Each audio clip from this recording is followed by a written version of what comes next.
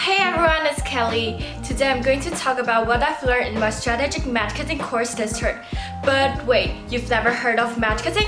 No idea what that is? Chill out and keep watching this video. What is strategic marketing? Here's a definition for that.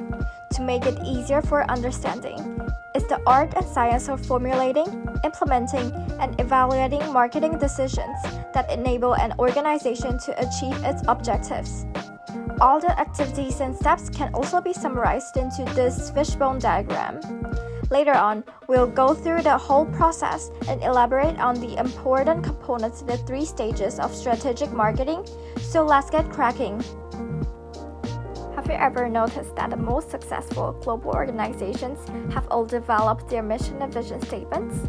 A clear and powerful statement is able to motivate the employees and create a commonly shared and inspiring vision across the firm, which could possibly raise the organizational performance. Mission should be answering, what is our business?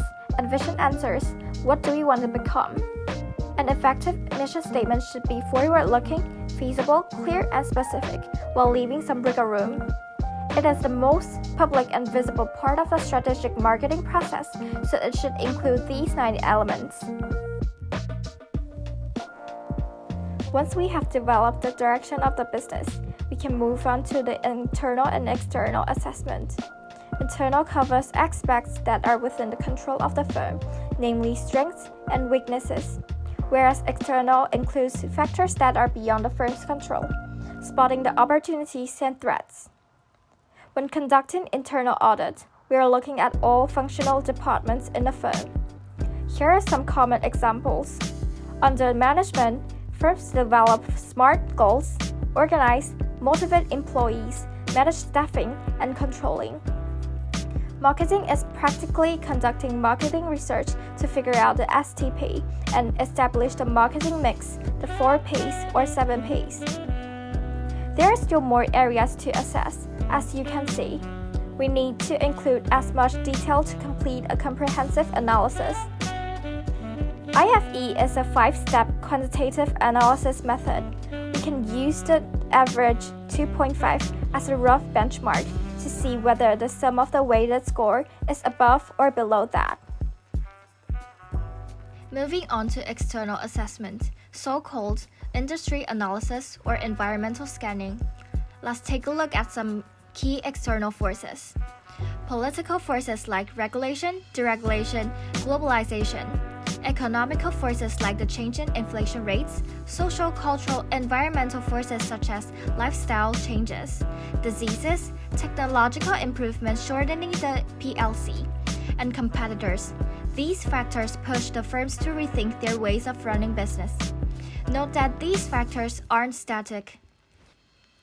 Constantly monitoring the environment and react to the changes with adjusted strategies helps a firm survive. AFE is basically same as IFE. The only difference is to substitute the listed internal factors with external factors. Since we've done the internal and external analysis, we're ready to form strategies. Strategy analysis and choice is about making subjective decisions with the collected objective information. There are 3 stages in the framework, which is input, matching, and decision stage respectively. We first input EFE and IFE metrics, cross-matching them to develop alternatives using the SWOT matrix. Finally, use QSPM to calculate the relative attractiveness of the feasible alternative actions and select a specific course of action. Let's now take a look at some generic strategies.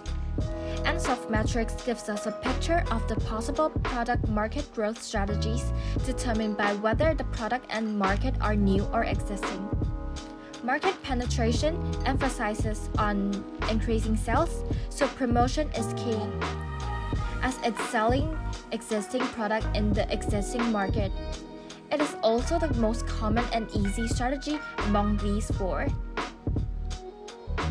For product development, we can either make minor improvements, for example when Apple releases new iPhone. This is iPhone 12 Pro.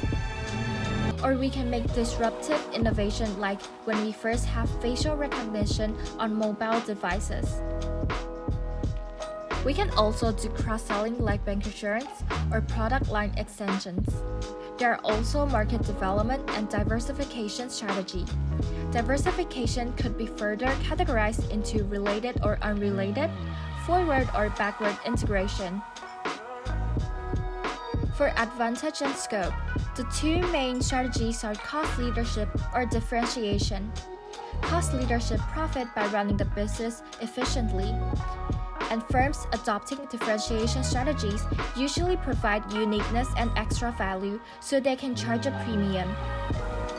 Cost leadership strategy might achieve efficiency via automation, tech, or process improvements. It's cost-conscious and appeal to price-sensitive markets. Also tend to be risk aversion, where PPFFST covers the risk involved. The key to success is having cost advantages. For instance, economies of scale.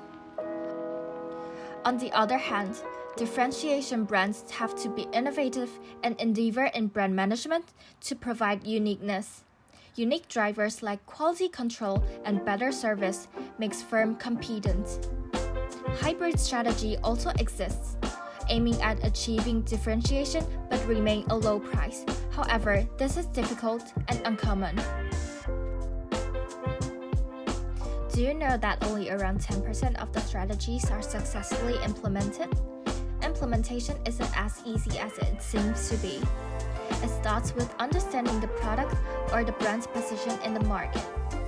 Brand positioning involves developing a tailored marketing mix to target specific segments. In other words, marketing mix affects a brand's positioning, as it's a set of controllable actions. The combination of the 4 Ps have to be mixed correctly to serve the targeted segment. There are some tools for positioning, including scales, graphs, as well as statements, where a firm has to clearly identify their USP and PLD among rivals. R&D is also crucial for improving the implementation. A firm can decide according to their capacity the amount to spend for R&D, whether they are doing in-house or outsource, or might as well collaborate with unis.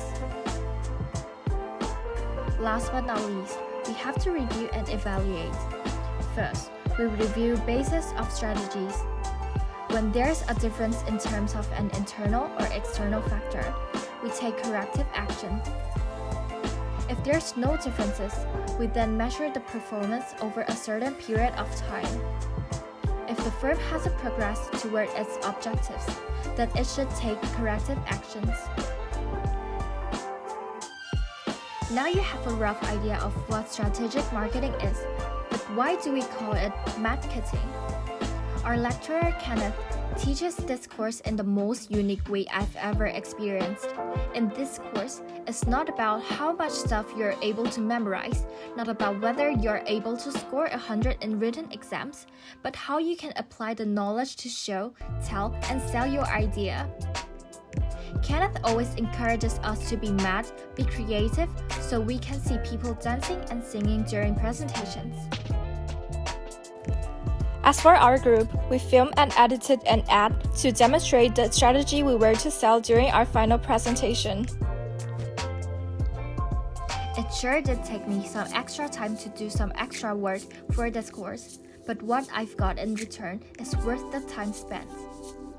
And that's all for today's video. Hope you enjoy. Hey everyone!